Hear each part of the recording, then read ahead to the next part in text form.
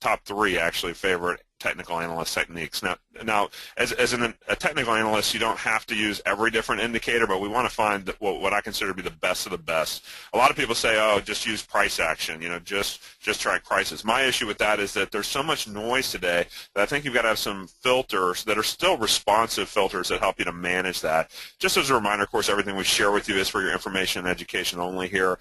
Nothing should be considered a specific buy or sell recommendation in what I talk about today, because I don't know if you know not just how to get in, but also how to get out. So that's why we're always training folks how to do it. And do consult with your tax and financial advisor before you make any investment that might impact your unique financial situation. Now, we're going to focus on the education piece here, but what I find is a lot of traders are kind of pointed in the wrong direction. So I always try to kind of make sure we've got you pointed in the right direction, understanding how to find the next big trend in the markets. And like Rob said, sometimes there's trending phases, sometimes there's trading range phases. I frankly leave the trading range phases to everybody else.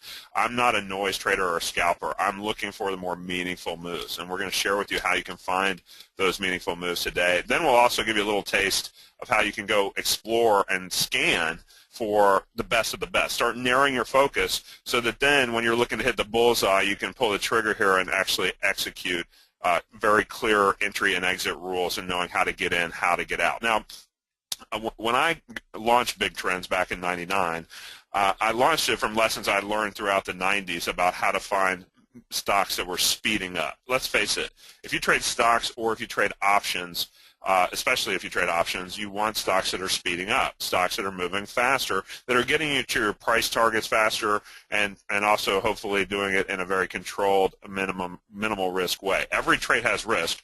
I'm going to show you how I manage that risk and how I've tweaked my methodology over the years to find what I consider to be lower risk entry points within a strong, faster moving trend. Now, I started trading in 1990, fresh out of Duke University, graduated from there, thought I was ready to be a master of the universe, and started buying out of the money call options. And guess what? That's a tricky game. It's a game where you have too many misses in my experience, and so what I needed to do is find a more consistent methodology, and also I needed to find the best of the best. I didn't want to get stuck with just a bunch of ho-hum stocks. So if you trade off of, say, moving averages, I know a lot of you follow moving averages, you'll find that you'll get way too many signals, so then your mind will be confused. And what you'll find is that if you really want to be on the best stocks tend not to come back to give you a test of those major moving averages like the 50-day or the 200-day until it's too late, until the best part of the trend is over. So I looked at a lot of the adaptive bands like Bollinger Bands, all kinds of other standard deviation channels and moving average envelopes and Keltner channels and all kinds of stuff. But I stumbled across something in my testing that I named acceleration bands. People said I should have called them Headley bands, but bottom line is I was after this principle of acceleration. We want speed of movement. So we don't just factor in volatility, folks. We also factor in trends. Now, guess what? What acceleration bands tell you is if most of the action should be hovering within a range of a support resistance band, roughly 95% of the time, then guess what? I would actually rather trade the unusual events that are happening the other 5% of the time. It kind of hit me when I was reading George Soros's interviews in the book called Soros on Soros, where he said it was the unexpected moves, known as the fat tails in the distribution, was where he made most of the money. So I started tweaking this concept in the 90s, and then as I launched Big Trends, we kind of put ourselves on the map both on the upside in the end of the 90s, beginning of 2000s, and also on the downside in the bear market that hit when I said in Barron's in September 2000, watch out below. That basically these big trends, markets tend to go up farther than they should, and they also tend to drop farther than they should. Soros called it the boom-bust cycle. And you can see this is CMGI, the old internet stock, venture stock, and you can see 1 and then 2 bars in a row outside of this band, and then I get a confirmed buy signal, 2 closes in a row outside of there, so we're buying the next bars open right there. So these red lines are my acceleration bands. Now, originally in the 90s, we're going to show you some current examples, but this is kind of one of those stocks that helped launch BigTrends.com when I launched it in '99 on the heels of making a lot of money in the internet stocks. More importantly than just making money is also, Rob said it before, also knowing that you've got to control your risk. So when the trend breaks, you've got to get out. And so we got out of that one end of '99, beginning of 2000, actually used an options hedging strategy to help push my profits into the next tax year in early 2000 and hopped out there in the first week of 2000. Now, from this perspective, it also works on the downside. If you look at like the financial collapse, that was one of the best periods we've ever had in trading for the downside, because the stocks were falling without any support, and it was frankly led off by initially some of the subprime stocks and then some of the insurance stocks, and then it bled over into brokers like Bear Stearns. By the way, just as a side note, I always thought it was interesting that they named the company Bear Stearns, because guess what? Bear Stearns on this chart was very bearish, so it lived up to its name. Basically what we're looking at here with acceleration bands, in this case plotted in blue, you see it kind of one little brief period here that really didn't do much on that first one. This is also using cells on the percent R, which I'll talk about next. But you can see if we get a percent R signal that doesn't confirm with the acceleration bands, like the one in second one in January of '08, we wouldn't take that trade. But look at what happens when it gives the signal in early March of '08. You get a situation in which it's starting to break, and then you actually get one and then two closes in a row below the lower band, and that's telling you something unusual is happening, in this case to the downside. So you're seeing, in this case, one and then two below, backing up what we just saw in the percent R, right about $70, $69.94, and it went to about $3.50. Okay, so dropped 95% in about a week, 6 trading days. So, from that perspective, you say, okay, we're going to show you more current examples, but the point is when these stocks lose that support on the downside, that's where crashes happen. That's where you get collapses in stocks and markets potentially when that happens. Not every one of those is going to hit, but when they don't hit, we'll be able to get out quickly, and we'll go on from there. Now, current example. So Rob was talking, for example, there, JC, about oil. So we're going to go into these panels here on oil, but you can see I've got my acceleration bands. We're going to talk about these other tools as well here, but just to give you a taste, you're starting to see the initial breakdown in oil all the way back there in August this past year. This is the USO oil ETF. And we're also going to teach you, by the way, a technique called the percent R retest, which actually helped me get long Bluebird call options, Bluebird Biotech, a small little stock I'd never heard of until this past week, and managed to help me find it on a scan, and so far it's up about 46%. I'm not saying to buy it here. It already has had its low-risk entry a couple days ago on the market pullback.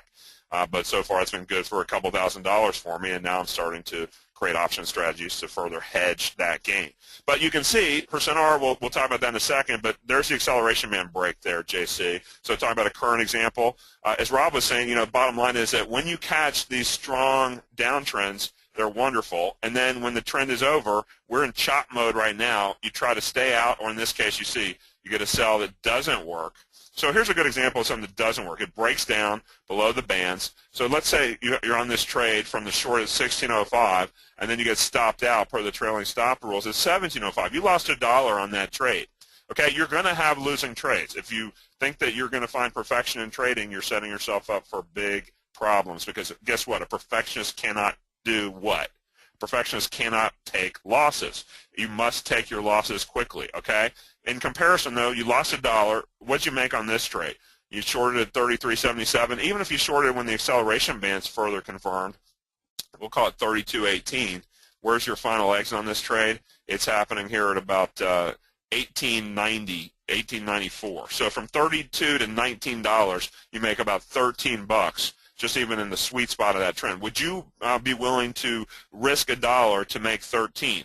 I hope so. That's what we're looking for. We're going to give you more understanding of this, then we'll go into the scans with the real-time markets. But just giving you some history first, and then we'll bring in the current examples from there.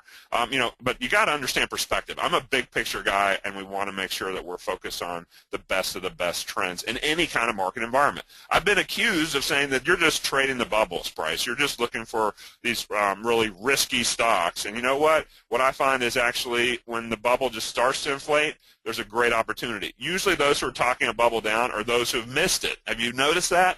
Those who are on the outside looking in or trying to basically kind of, frankly, I love it when you get a lot of skepticism in a stock. I remember when Valero was breaking out back in 04, 05, and Saddam Hussein had just been captured in a spider hole, and oil prices actually went up when they should have gone down with more supply coming back on the market from Iraq. And oil prices going up. I said, this is unusual. You want to buy Valero. And on Fox 2 different times. People said, no, you don't want to touch that. It's overdone, and it more than doubles from that level. So the bottom line is, when they doubt me, when I'm picking up as a signal, that's a good sign. I like doubt. I like fear. I like worry from the rest of the crowd who are not believing in a trend. Once everybody believes it, guess what? It's probably too late. If everybody agrees with me on that news show, it's probably something I don't really want to be in too much longer. But the bottom line is, you're looking at acceleration bands helping you to pick up when it's just starting to get blown up, if you will, in that bubble. So you're just starting to inflate.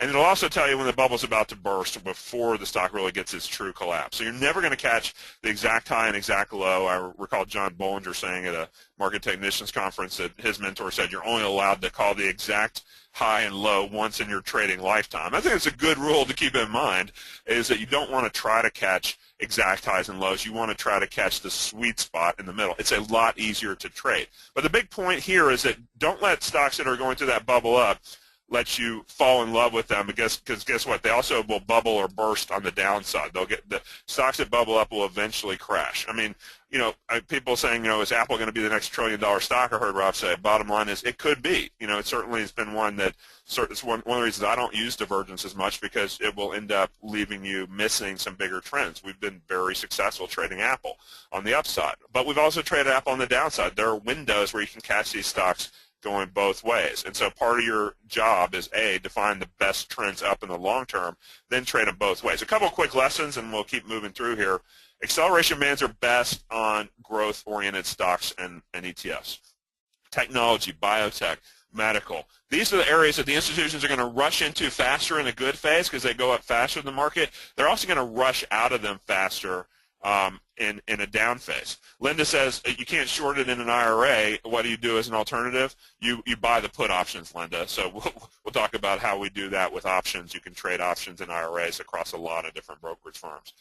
Earnings are usually growing at a very fast rate, usually 25, 30, 50% or more. And so, as I said before, also there's some doubt or debate about the company's prospects. So, I recall a stock, Travel Zoo, where they were saying, hey, it was being run by people who had been convicted and had served jail time, and they said, don't buy it, and the stock went on to go up more than threefold after the acceleration bands breakout. So the bottom line is that some of that debate can actually be very positive. There may be big short interest, that is, a lot of short sellers in the stock. All these things can be good, believe it or not. If the stock's going up, you got a lot of shorts in it that are doubting the stock. Guess what? Those shorts feel pain, and as people feel pain, what do they tend to do? They tend to cover that pain by buying back the stock that they're short. So I love it when you see a broker saying that a stock is quote-unquote overvalued. That overvaluation can persist a long time. It persisted for Microsoft throughout the 1990s. Only when everybody got on board with the tech stocks at the end of the 90s did you have a problem. Also, guess what? Most of these stocks are breaking out to new highs. Those of you that are searching the new 52-week lows list looking for your next stock buy are missing your better opportunities, your leaders that are likely to keep the new highs tend to lead to even more new highs. So the bottom line is that how do we pick these up is important. My studies show that over 80% of the leaders for the next 12 months were usually within 15% of their highs when upside breakouts began. Okay, so you think about names like Google. We're going to look at Google on a longer-term chart here in a minute. But this is interesting because I've got the Bollinger Bands plotted against the acceleration bands. 1 and 2 bars outside of there, getting the breakout on Google there back at 550 on the way up to about 740. Okay, about a 200-point move over about a 6-week period. Okay, now you'll notice that the Bollinger Bands, which are the red lines here, they will race to catch up. Okay, so these are the classic 20-day Bollinger Bands plotted against a 20-day acceleration band in green. And you notice that the acceleration band is a little slower to move. We don't just use a close back in the acceleration band, though. We actually use a trailing stop, which isn't shown on here, which is breaking about in that level, and you're done with the trade by that point. Now, obviously, you should be booking partial profits along the way. People will always ask me, why don't you buy at the support of the band and sell up near the resistance of the band? And if you're trading options, the reason is because those moves take too long. They're too slow, and sometimes they even go the other way. So the bottom line is that we don't want to do that. We want to trade the window of time where this is in a strong uptrend, and we even call this where we can use Bollingers with acceleration bands to see what I call volatility expansion. You want to be in a trend when volatility is expanding, when the Bollinger's racing outside the acceleration band. That can be a good sign for a stock. Okay, that's the first of the three indicator pieces. We're going to update you on these others real quick, and then we're going to get into some live market scans because I know we're kind of tight on time. Bottom line is that percent range, percent R as we call it, developed by Larry Williams. Originally, it's been intended to be used as an oscillator like an RSI, a stochastic, a CCI, which we'll talk about CCI here today as well. Most people hear the word overbought, and they think overbought is bad. Most of you have been trained that way. You're going to see, I love overbought situations when they stay overbought, when they fit a very certain pattern, because guess what? Stocks that are going up, making new highs, are going to be overbought. And the bottom line is, how do you get a piece of that move and still control your risk before it comes out of the overbought phase? So on the philosophy that strong trends tend to remain strong, I did some testing and found some interesting stuff that actually you could use this indicator in a different way and really turn it into a trend following indicator. Most people are looking for quote-unquote reversals off of the original Williams percent R indicator. And, from this perspective, and you can use this stuff on any time frame. By the way, what kind of trader would you say you are? Are you more of a day trader type day? If you're a swing trader type swing, if you're more of a position trader type position out 1 to 4 weeks is what I call position. So basically what I'm going to do is I'm going to show you how to use this on different time frames here when we run through our scans. So we got some swing traders with us. Yeah, mostly swing. Okay, that's like that 3 to 5 day window. A couple of day traders, you can use a shorter term time frame, or position traders can use a little bit of a longer daily chart time frame. So we'll show you a little bit of each here before we're done. So stay with me as I just lay this groundwork here. Got to build a foundation to have a solid house, right? So basically, the big trends approach adaptive percent R to improve its efficiency with a longer term setting, about 3 times as long as the normal percent R setting. Now you'd think that would involve some lag, but actually it really is quite effective for trend trading. Now, for my new scale, I like to use what I call the grade school scale. We want A's and A pluses in our stocks that we like to buy, and we want stocks that are giving F or worse readings, getting bad grades on the downside. So, at 0 would be the bottom of the range. That's hitting a new low over the recent period. 100% would be, positive 100 would be at the absolute strongest it can be. So we're going to actually kind of break down this overbought, oversold thinking into a new way to take advantage of this. And the idea here is that trends exist and you can take advantage of this. So a few past examples just to show you like the big trends approach. This is from toolkits we use in TradeStation, Thinkorswim, or Metastock. We've got all these indicators that I teach as toolkits. And so typically what I'm looking for is when something goes quote-unquote overbought here, that's not necessarily bad. If it keeps going up, it's actually very good. So my rule is if it closes above that first overbought bar right there, you can see percent R will tend to give me a signal before the acceleration bands. You can see my acceleration bands kick in 1 and 2 bars right behind that. This is on GE of all stocks. What a slow, boring stock. Now, you can see the traditional percent R with the negative scale on the bottom panel, a little more volatile and potentially not as useful for staying overbought, even though it stayed overbought even on that one too through a lot of this past period. Now, what I also look for, and you're going to see me talk about, is when it comes out of that overbought mode. I used to get real worried about that because I'm saying, look, I want it to stay overbought.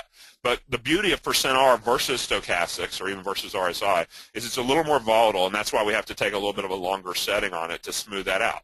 This little retracement here is what I call a retest. That's where, if you're in the trade, you would tighten your stop and say, if it closes below there, I got to get out. You can see anywhere in this circle, if it closed below there, even by a penny, I'd have to say bye-bye to the trade.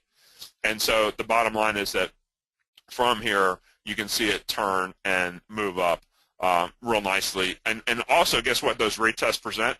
They give you re-entry opportunities. If you miss the first wave, then yeah, you're not going to be able to buy a GE down at 17, but you can buy it up here at 18.5 and see ride the next move to 21.5. Okay, so the idea here is how do we find these? Now, if these retests happen, you can see the next one happens, and the next one you buy into the retest and it's wrong, then you're going to get out real quickly. So again, it's okay to be wrong as long as, A, you don't commit too much capital to any one trade, and then when you're wrong, this one's wrong right here and it stops you out the very next day. don't be wrong for very long. If it's wrong and it's stopping you out, you've got to get out, take the small loss, and move on. The nature of good trading, and trend trading particularly, is taking your quick losses when they violate and versus riding your better ideas for bigger opportunities. Now, you saw I started to hint at the idea of confirmation of the trend. What does confirmation mean? It means that once we get the initial breakout, we want to, that initial overbought point is not necessarily something that you want to jump right on right away. We want to see if we can actually get the follow through. So when it first goes overbought, that's not where I buy, okay? It could be the top of the trading range. But if the institutions, who we all know are driving the market, are buying that stock even more, and then my definition of this is if it closes above that first overbought bar's high, then yeah, that's going to be the confirmation. That way, I'm willing to give up a little bit of initial move for the confirmation that the stock is proving that it wants to keep going higher. This is one of those success profile situations that really tells us that the trend is actually valid. Okay, again, just because it's valid doesn't mean it's going to work every time, but it's the principle is that yes, we can take advantage of this. So let's talk about both breakouts and retests on this chart. We've got a chart of ICE, and we're going to actually show you a quick chart of the Dow. And how this works even on a longer-term basis. So ICE, of course, is the stock that electronic futures trading exchange, and you can see was going overbought back here and then confirmed on the breakout. And it got that first leg up and even got the acceleration band breakout. Now, what I always tell my students is if a stock, it seems to you too extended, that's fine. You don't have to chase it in this methodology. What you do is you wait for what we call the retest. The retest is as it pulls back underneath the overbought bar.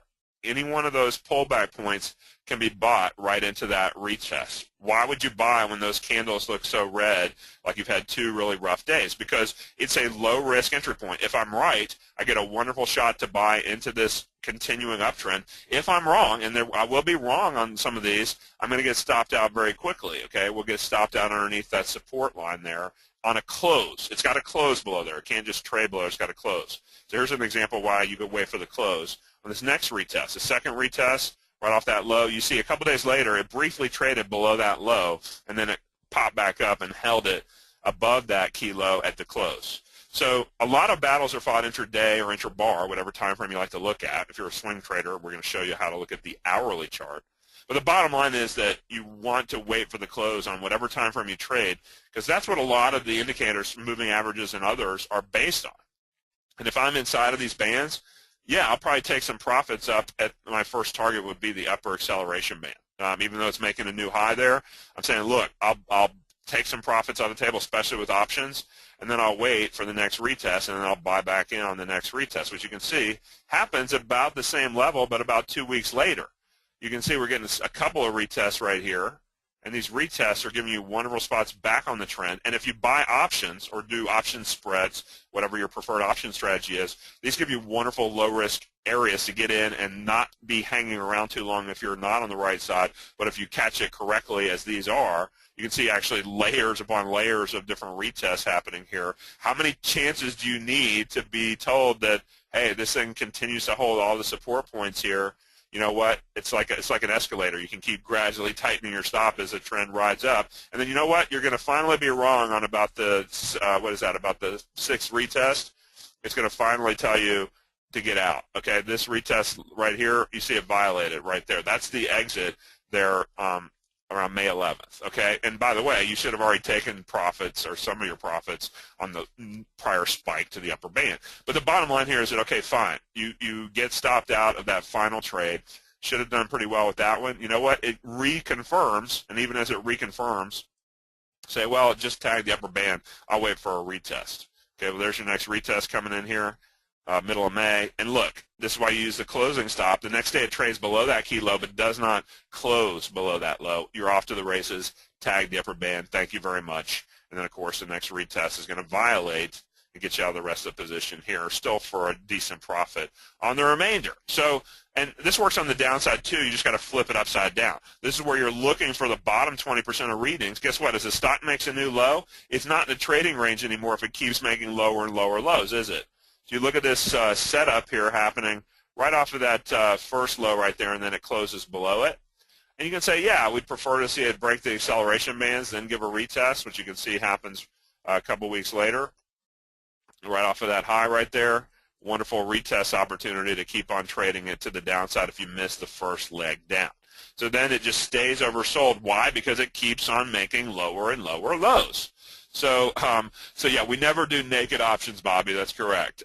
We definitely are always focused on spread trades or straight options purchases. We keep it real simple. Where do you get out of this trade? Well, once it goes through another retest, and in this case, you can see it's a little bit violent here as it goes through this next retest here, because there's the next retest, and then boom, it knocked you out. What I always say to my big trend students is, if you get a gap, like this gap that happened down here, you should already be in this trade. If you get a gap, take some of the profits on a gap so that then on the next retest you can add to the position. FIDO, as we call it, Family Dollar, FDO, gave another sell. You can see also right before that next collapse, even as you waited to the band break, you still got a nice piece of the move and then hopped you out before the next trading range. You can see trading ranges is something that we're always looking to manage. Now you say, what about the markets right now?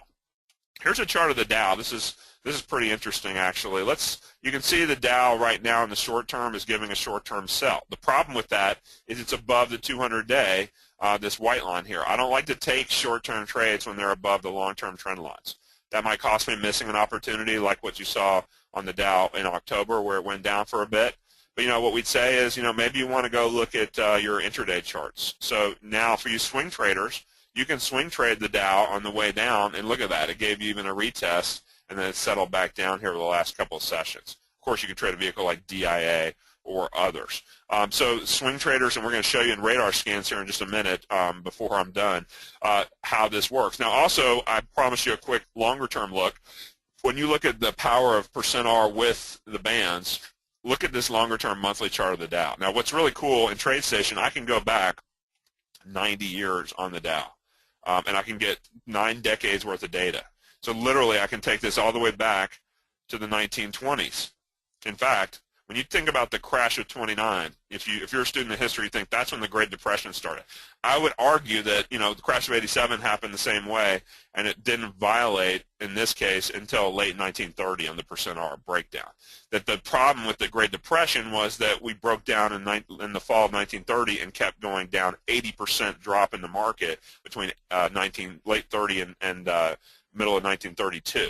So that's what caused the Great Depression, in my view, not so much just the 1 month crash in 29. Sure, in retrospect, everybody can have hindsight about that, but really it was the continued persistent drop, and that's what, after 2008, that's what our politicians were so focused on, is not seeing that persistent drop in the markets. Now, a lot of people, you can bet, gave up on stocks after that drop in the market, and you can see, then we got a long-term buy on the Dow at 104, hard to believe, isn't it? Dow hit 40 back there in 1932. I think it's important to be a student of history. Guess what? Your buy signal at 104, it almost went to 200, nearly double, went to 195 over the next 2 years, 1935, 1936. Compare that, by the way, like I said, to the crash of 87.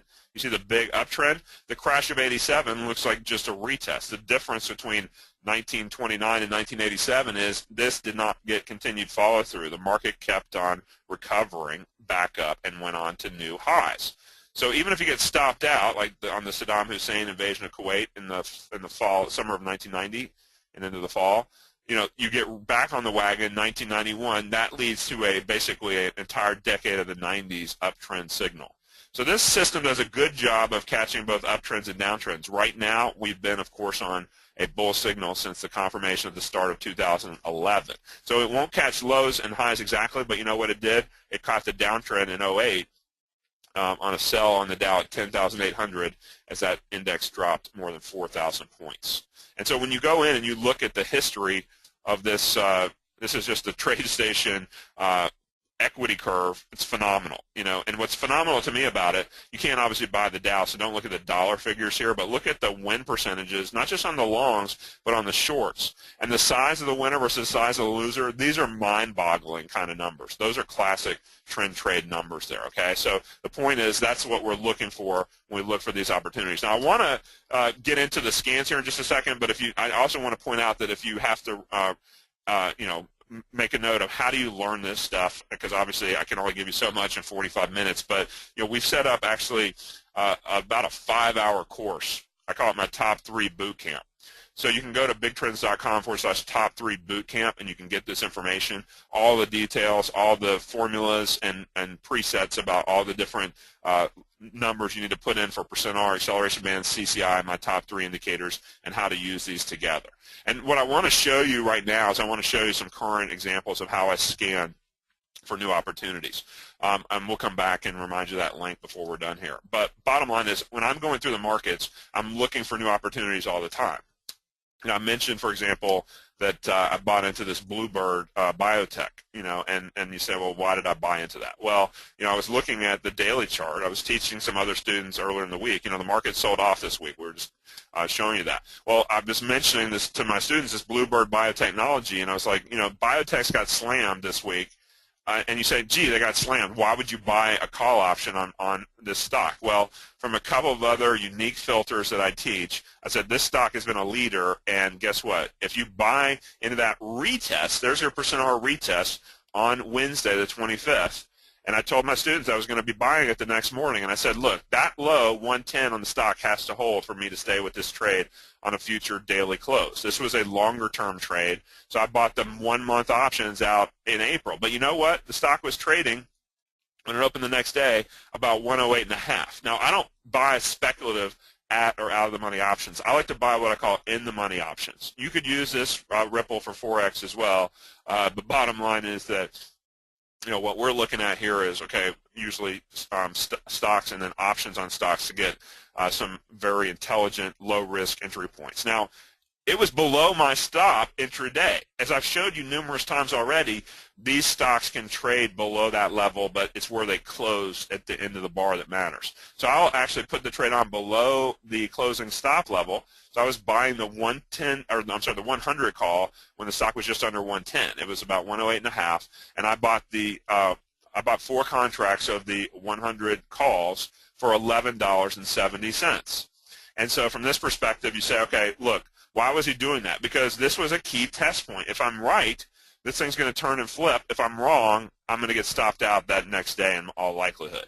So 110 was my line in the sand. You see it was below, all the way down to 106. I had to ride out a little bit of move against me intraday. And look, by the end of the bar, it's back above 111. I bought it at 108.5, already up a few points, and then yesterday up a few more points. Yesterday I started to go ahead and sell one call against it further out at 125. Why? Because we have old highs up here just over 125, about 128 with a lot of other resistance, 122, 123, 124. So I sold into that resistance. That's where I will basically create ultimately a debit spread out of this position.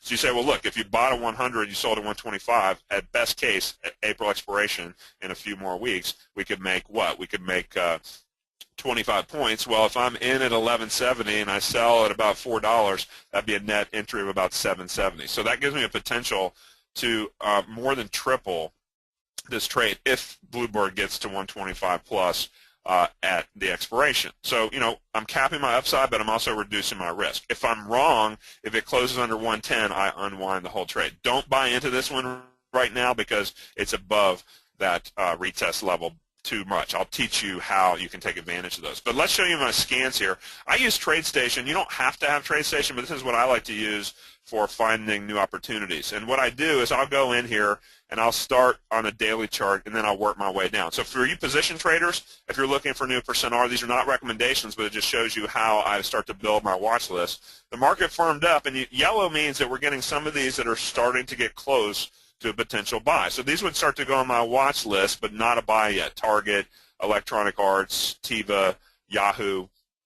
They're all close, but not quite there. Of course, that makes sense because the market has corrected. In comparison, on the bear side, when we flip it around and say what's really weak in the bottom few percentiles, all those green ones mean that these stocks gave bearish confirmed sell signals. Okay, so obviously the market weakness hit those stocks harder than most. So you can start to build your watch list that way. But what I'll do from there, and if you get too many ideas, I'll use CCI, the Commodity Channel Index, as a filter, and I'll re-rank the weakest ones. And so strongest and then weakest, and I'll say, okay, if I re-rank my weakest, Apollo, of course, had a gap down, so did SanDisk.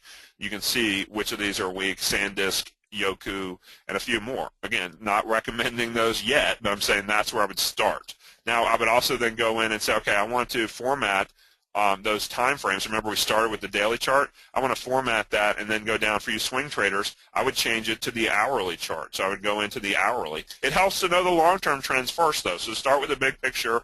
You'll see it'll recalc the data here. It takes a second here. Got a bunch of securities in there, but recalcs that data. And as I give it a moment to recalc, then basically I can resort my scan. So again, you can then look at, okay, across your hourlies, which ones are giving potential buys. So like United got strong, United Airlines. So that gave a buy on the hourly chart. Now, it might not be there on the daily yet. So we've got to sync these things up. So we look at the bear side. We do the same thing. We just flip it over and reverse it. Basically, you see here that from that perspective, TSO, that's one of the oil refining stocks, which is Tesoro Petroleum. You also see down here going green. I love those colors. It helps me to be alerted to it. That's a gold stock, Agnico Eagle. So you go in, you look at those, and then if you're a day trader type, we would actually format it one more time down from a 60-minute all the way to a 15-minute bar. So the 15 minutes is low as I like to go, because if you get too short term, you're going to cause yourself a lot of trading noise. So if you're looking at stocks that we're confirming on the upside, even for yesterday's trading, you'll see some names like Yandex, which said long-term is bearish. So that's a conflict. I'm not going to trade that. CRM was asked about earlier. That one was also firming up into the close. Humana, the big HMO stock, was just giving a potential short-term signal. So once you do that work, and same thing on the downside, we're looking for patterns where we start to see things syncing up on more than one time frame. So there's Discover, which is on the daily time frame, is also on the 15-minute time frame. Green Mountain Coffee was on the daily. Now it's on the 15-minute. So what I'll do from those is I'll click on these symbols, and it'll populate right behind that all the fields. So you can see Green Mountain here is an example of one that gave a sell on the daily, a sell on the hourly, and now it's just now giving, it looks like a 15-minute confirmed sell too. So that would be a candidate for me on the downside for Monday's trading. So then we look for what's the right option. Usually we want to buy an in-the-money option. If it's a put, one of you mentioned if you're trading in your IRA and you want to trade the downside, you can use put options even if you can't short stock. So this is a big part of this process here. Okay, so we want to always be looking for those opportunities and saying, okay, which are giving us the opportunities here on the downside, as well as which ones are giving us opportunities on the upside. So we were finding even in brief little windows this past week, names like IBM, which didn't look like much on the daily chart, but it picked up that we got a very short-term breakdown on IBM here that happened earlier in the week, caught the downside for that day for the quick trader with a weekly option on a put for IBM.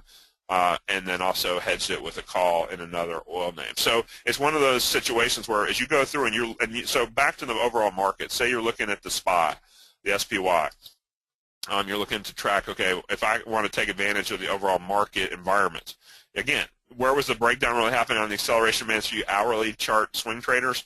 1 and 2 closes below back here on the 24th at the end of the day. We were at 208 on our way to 205. Now, only got a few minutes left, but basically one of the things I then convert this to is you can actually go and look at the option charts.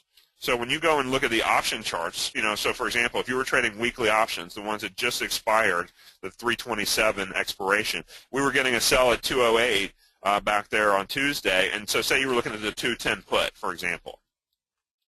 Well, you'll notice that the 210 put is starting to firm up here on the percent R on the hourly chart here at about 323, and then it closed above there at 385. And you got a little lift up here from 385 to 575. But if you go in and look at the 15-minute chart for you shorter-term traders, say you're using the SPY, this is where I'll not only use the acceleration bands and I'll use the percent R. You can see percent R is a little bit noisier, but that last trade is the big win from $1.99 to about close at 455.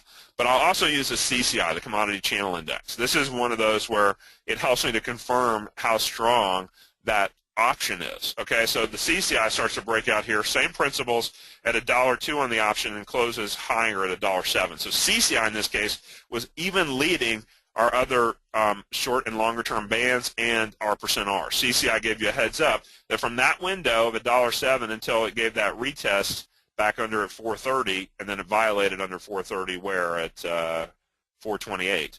So it closed under 430 at 428. Now you're done. And now notice what happens. It goes into a chop, chop, chop zone. This is part of what I teach in my top 3 bootcamp classes is how to trade the option based on the option chart, not just the underlying. If you're trading options, folks, and not only looking at the underlying and then guessing about which option you should trade, in my opinion, you're leaving a lot of opportunity on the table, because the option chart tells you when it's breaking out. Now, a lot of the brokers now have option charts that you can chart, and then you can apply the big trends indicators to it. Okay, so from this perspective, we really focus on that. Now, Raj has a question. He says, do you buy the current month or the long term for an option in the money? It depends on the time frame. If you're using a 15-minute chart, you can use weekly options out about a week.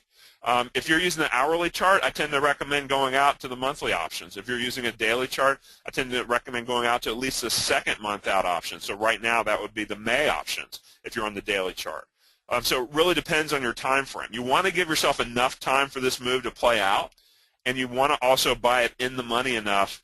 One of my rules of thumb, I probably wouldn't have bought this option. I would have been a little more conservative, because this option was trading for $1 when it's starting to break out on 324, but that's the 210 put. But you know what? On 324, we were trading about, it wasn't bad actually. We're trading about 209.50, so that would have been about half time, half intrinsic.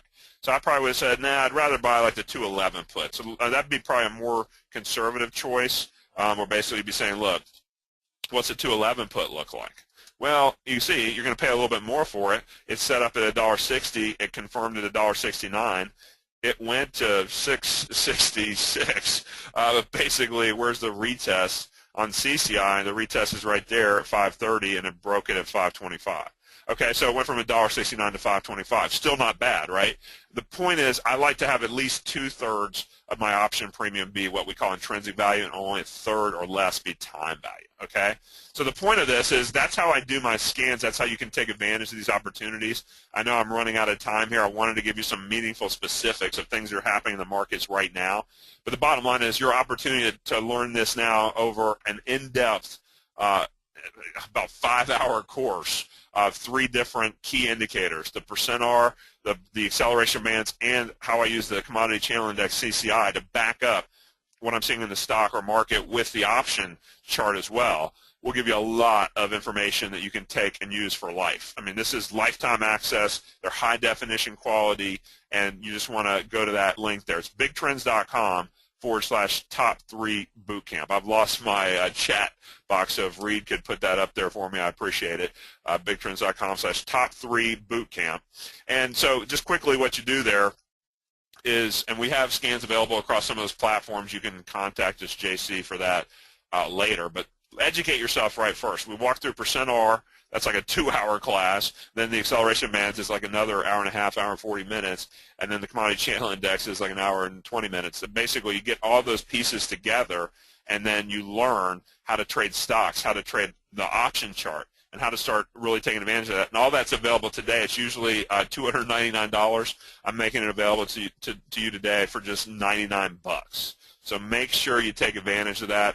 We're here to help train you for the rest of your life about the right ways to trade, the right setups and structure to look at, and how to take advantage of that. So go to that page, bigtrends.com/top3 bootcamp. I am out of time for today, but this will give you, as I said, 5 hours of training. It will work on Thinkorswim. It works on TradeStation. It works on Metastock. And you'll see it on a lot of the other platforms as well, like Options House has it.